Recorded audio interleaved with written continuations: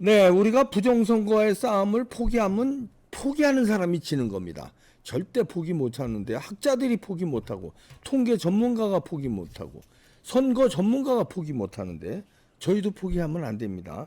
시골 촌부께서 이 그냥 이 간단한 분이 아니에요. 그런데 이제 실명을 밝히길 뭐해서 이제 닉네임 시골 촌부로만 저희가 소개하는데 하여튼 간단한 분은 아니라는 것만 제가 말씀드리고요.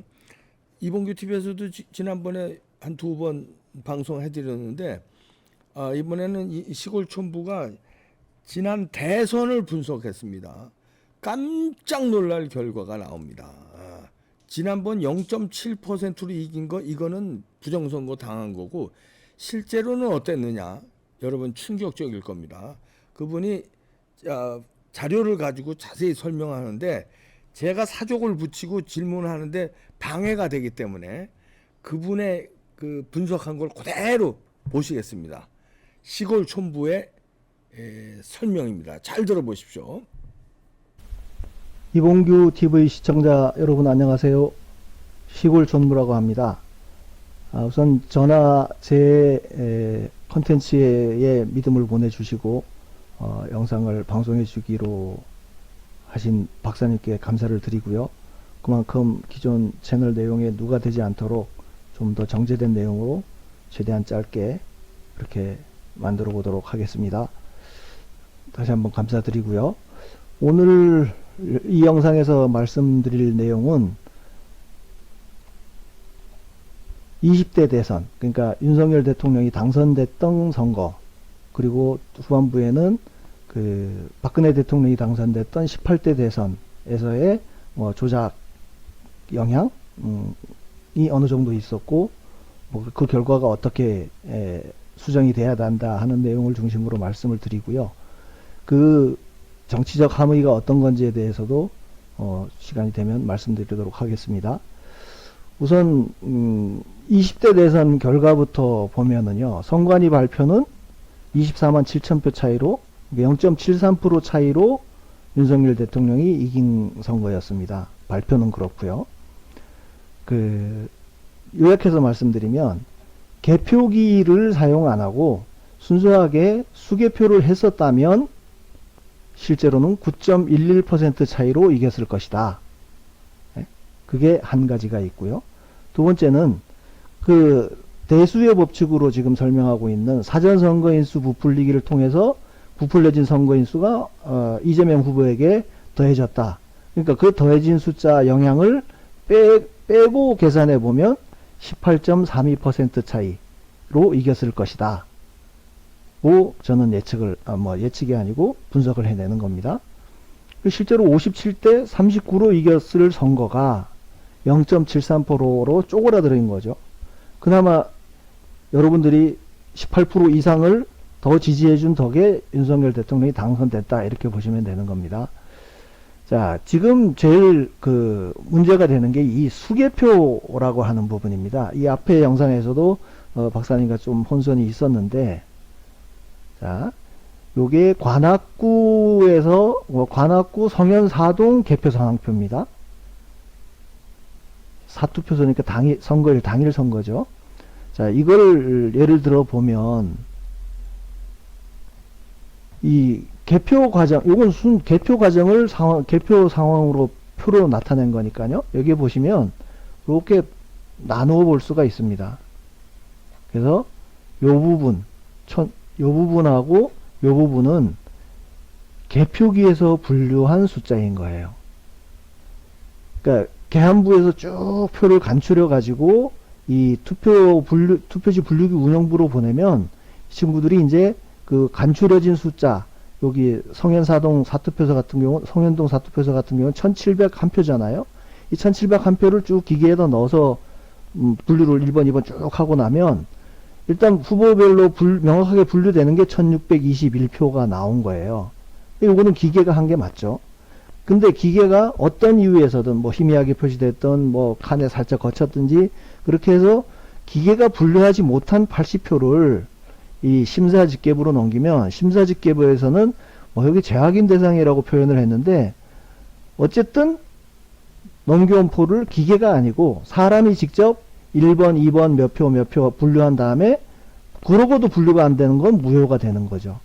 그래서 요 80표가 이제 이렇게 사람 손을 거쳐서 명확하게 구분이 되고 나면 이쪽 기계 개표 숫자하고 사람이 수개표한 숫자를 합쳐서 지금 이쪽에 있는 이게 개표 결과로 발표되는 겁니다. 그래서 4.15 총선 이후에 쭉 보면 개표 결과로 발표된 것 중에 사전선거 득표율하고 당일선거 득표율이 뭐 10몇 프로 괴리가 난다. 이걸 가지고 주로 분석을 해왔었는데 저는 이제 여기서 요 두 부분, 방금 말씀드렸던 요 두 부분을 나누어서 말씀을 드리는 겁니다. 그래서 제가 방금 여기 표로 말씀드렸던 이 숫자라고 하는 게 그 오른쪽 편에 있던 조금 개표 상황표에서 오른쪽에 있던 수개표, 그러니까 재확인 득표 수를 다 합친 겁니다. 수개표 득표라고 하면 관내, 관외, 당일 모두 뭉뚱그려서 전체에서 수개표한 득표 수만을 집계한 게 74만 6천, 90만 2천 이렇게 되는 거예요. 그래서 그걸 가지고 득표율을 표차나 득표율을 계산해 보면 9.11% 차이가 난다. 그 뜻인 겁니다.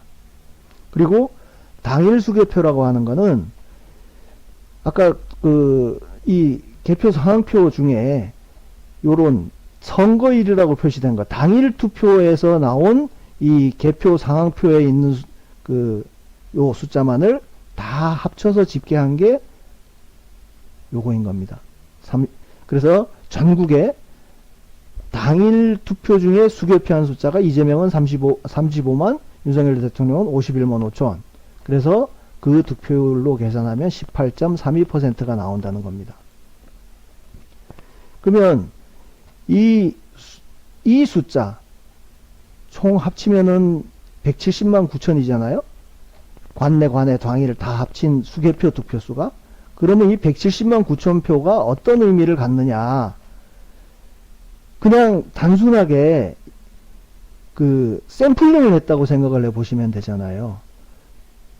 총 3,376만 표 중에 기계에서 의도적으로 이 윤석열 후보 표가 뭐 미분류되도록 조작을 했다든지 그게 아니라 그러면 어떤 바이어스도 들어가 있지 않고 단순히 그 안에 표가 희미하다든지 분류가 명확하지 않아서 이렇게 뱉어낸 거잖아요. 나는 못하겠어 그러고 사람이 하세요 그러고 밀어낸 표라고 생각하면 이 170만 9천 표의 의미는 그냥 그 3,300만 표 중에 5.06%를 샘플링으로 했다고 보면 되는 겁니다. 그래서 5.06%라고에 해당되는 그 투표수를 가지고 이 전체 3,370만 표를 대표할 수 있느냐? 그럴 때 사용하는 게 이 표본 오차라는 거 아닙니까? 그래서 이 170만 표가 3,300만 표를 어느 정도 대표할 수 있느냐? 그 벗어날 확률이라고 하는 거는 이 숫자 9.11%라고 하는 차이에서 아니죠. 각 후보들 거겠죠. 각 후보들에서 이게 차이가 날 확률이라고 하는 거는 플러스 마이너스 0.073%라는 거예요. 그 0.073 플러스 마이너스한 그 범위 안에 들어갈 확률이 95%라고 하는 거니까 지금 여기에 나와 있는 숫자 뭐 더하기 빼기 다 해도 최소 9% 이상 차이 난다. 또 당일 수개표 같은 경우는 그렇게 따지면 이 표본 오차가 89만 7천 표니까요. 전체 중에 89만 7천 표가 샘플링을 해서 분석한 거니까 2.66%예요. 그걸 가지고 기준으로 하면 플러스 마이너스 0.1%다. 그러면 0.1%를 플러스 마이너스 하더라도 9%, 18%를 18%에서 해서 각 후보들의 득표율을 플러스 0.1, 마이너스 0.1 해서 계산을 하더라도 최소 18% 이상 차이가 난다는 결론을 얻을 수가 있는 거죠.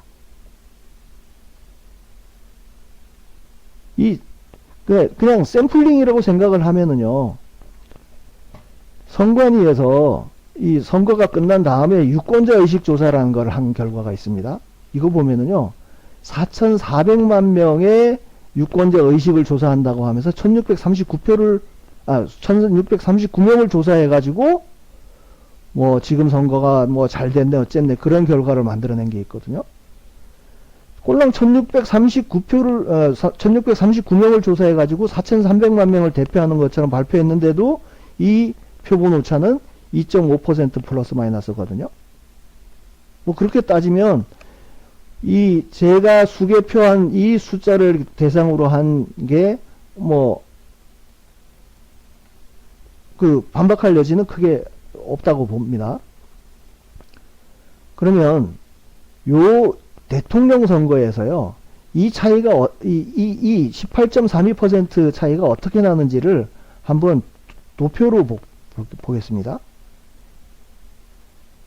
이게 전국, 그러니까 방금 얘기했던 사전 선거에서 부풀리기나 개표기 조작이 있었다고 하는 그 숫자는, 그 대상표는 뭐가 되겠습니까? 관외 사전 선거 한 수 중에 개표기로 분류한 그 득표율에서 그런 영향이 전혀 없는 당일 득표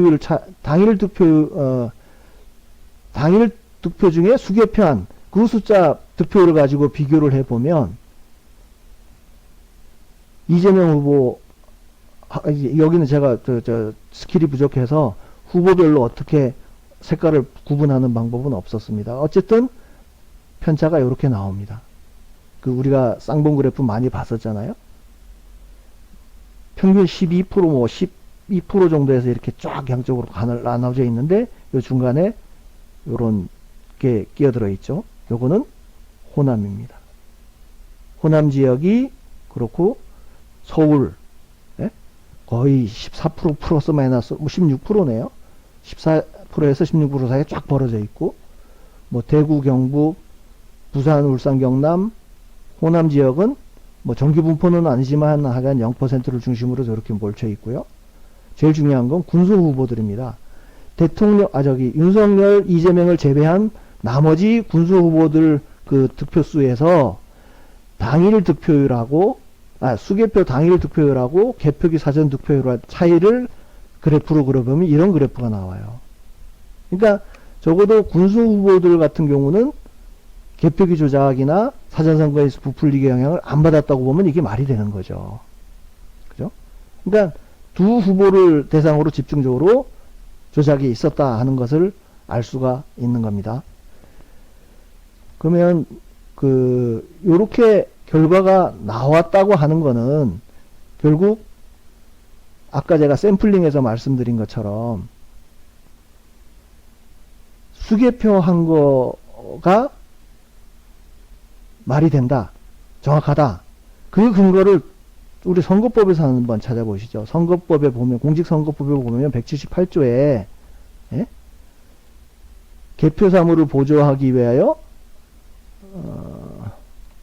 뭐 분류하고 유무를 분류하거나 구분하는데 기계장치 또는 전산조직을 이용할 수 있다 라고 되어 있습니다. 그러면 사람이 분류하는 게 원칙인데 그거를 보조하는 수단으로 개표기를 사용했다고 하면 제가 방금 말씀드렸던 이 숫자에서 뭐가 더 뭐 법적으로든 실질적으로든 근거를 갖는 겁니까? 이 사람이 분류한 게 더 정확하다고 봐야 되는 거 아니겠습니까? 그리고 사전선거에 이미 부풀려준 숫자가 있다고 하니까 그럼 그건 빼고 당일 것만 보자. 그렇게 해서 당일로 계산한 게 18.32% 이렇게 논리적으로 말이 되는 겁니다.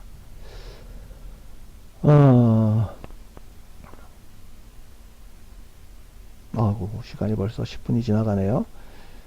자, 이거를 박근혜 대통령 때 결과는 어땠는지 한번 같은 걸로 봅시다.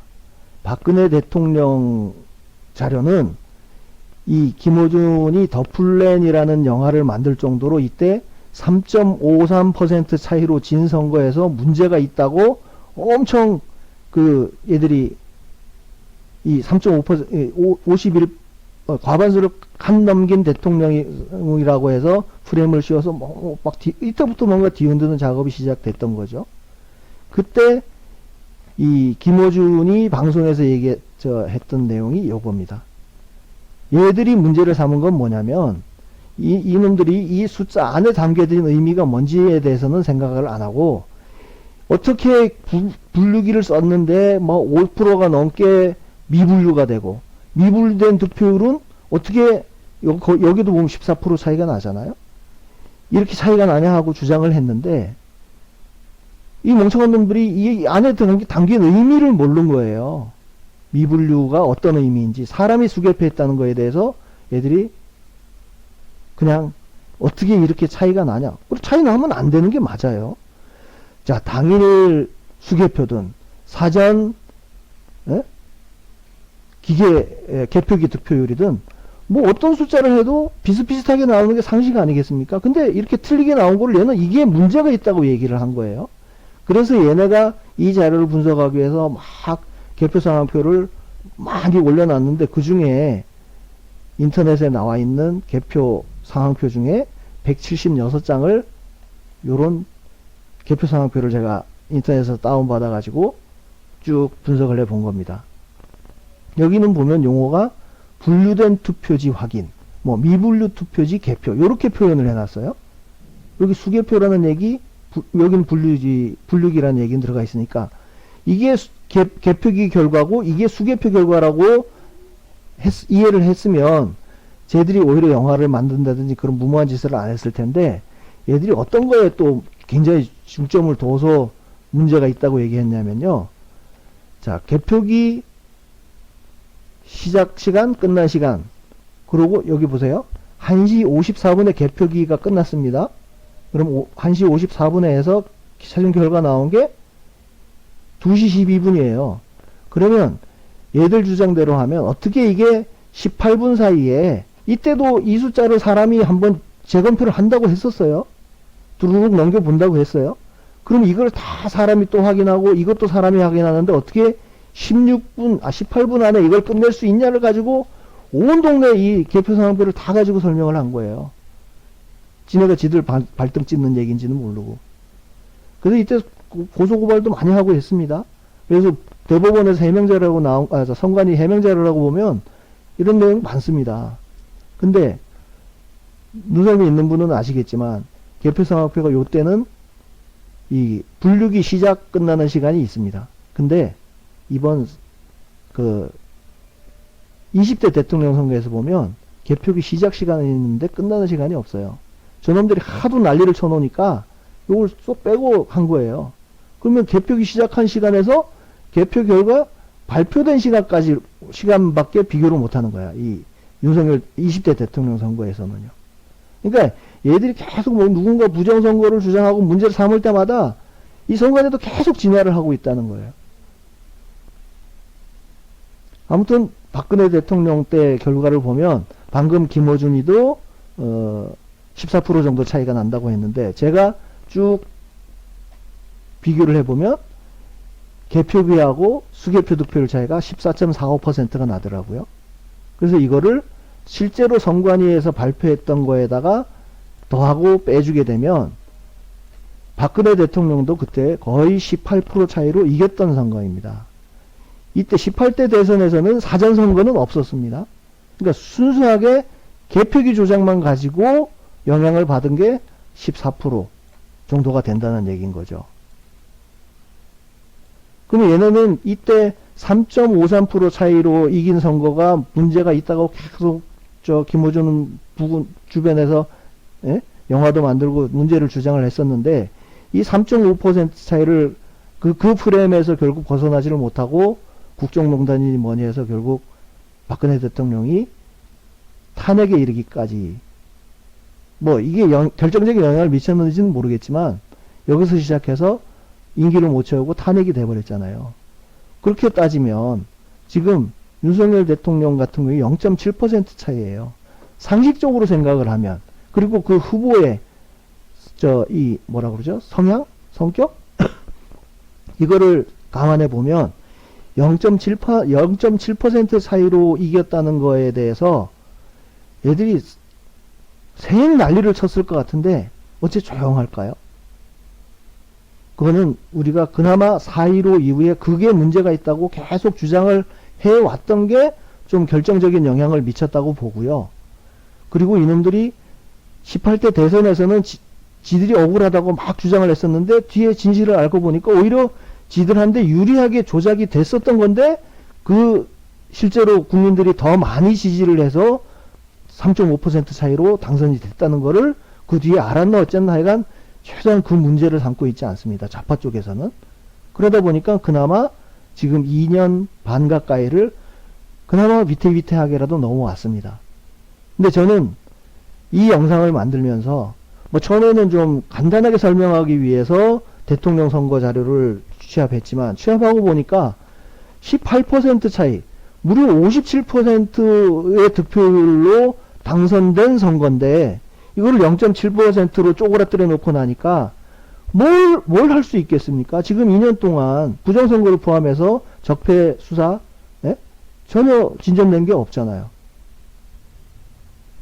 그래서 저는 이 영상을 만들면서 이 18%라고 하는 18% 차이로 이겼다고 하는 내용을 어떻게든 좀 대통령께서 알게 됐으면 좋겠다는 생각에서 뭐 제 채널에도 올리고 뭐 여러분이 퍼내려고 해서 꽤 여러분이 보셨어요. 근데 이 숫자를 대통령께서 보셨는지 어쩌는지는 모르겠습니다. 그러면 지금 뭐 최상병이니 계엄령이니 뭐 김건희 여사 특검이니 계속 뒤에 흔드는 이유가 요걸 붙들고 이게 야 꼴랑 0.7%로 이겼다는 걸 어떻게든 뒤에 흔들어 가지고 뭐 심지어 탄핵 얘기까지 나오잖아요. 그거를 오히려 방지하려면 저는 대통령께서 실제로 전혀 이런 조작 영향이 없다고 하는 조작 영향을 쏙 빼고 순수한 숫자만을 가지고 봤을 때 이거 보세요. 3,300만 표 중에 24만 7천 표 차이로 이겼는데 선거 결과로는 당일 수개표한 숫자만 집계를 해봐도 16만 4천 표 차로 대통령이 이긴 거예요. 18.32% 차이로 이긴 거라니까요. 그래서 대통령이나 그 주변에서 이 숫자에 대해서 어떤 의미라고 하는 것을 명확히 아신다고 하면 이 국정에 좀 확실하게 그립을 잡고 좀 더 강력하게 국정을 추진해 갔으면 좋겠다는 희망을 갖고 이 영상을 만드는 겁니다. 그렇게 된다고 그러면 지금 대통령 지지율이 뭐 30%가 안 되고 있잖아요. 대통령 당선될 당시의 지지율이 57%라는 거에 대해서 대통령이 좀 확신을 가지고 한다면 지금 지지율은 이 검찰 출신 대통령을 지지해서 당선시킬 때 우리 국민들의 바람은 뭐였을까요? 부정선거, 이재명, 문재인의 그 적폐수사 이거를 좀 강력하게 해줄 걸 기대하고 했는데 지금 2년 반 동안 지지부진하다 보니까 저는 그 지지율이 전부 부정선거나 그런 적폐수사에 희망을 걸었던 분들이 지지를 철회한 거라고 봐요. 그래서 이 부정선거에 관해서 뭐 수사를 지시하거나 아니면 최소한 한 번에 언급이라도 해 주신다고 하면 지지율은 금방 회복될 거라고 믿습니다. 뭐 시간은 좀 오래 걸렸지만요. 어쨌든 내용을 최대한 담다 보니까 조금 더 지체가 됐습니다. 여러분들께서도 이 숫자를 좀 공유하셔서 대통령에 대한 지지를 좀 더 보내주시고 또 부정선거나 적폐수사가 아주 가열차게 진행될 수 있도록 힘을 보태주시기 바랍니다. 감사합니다.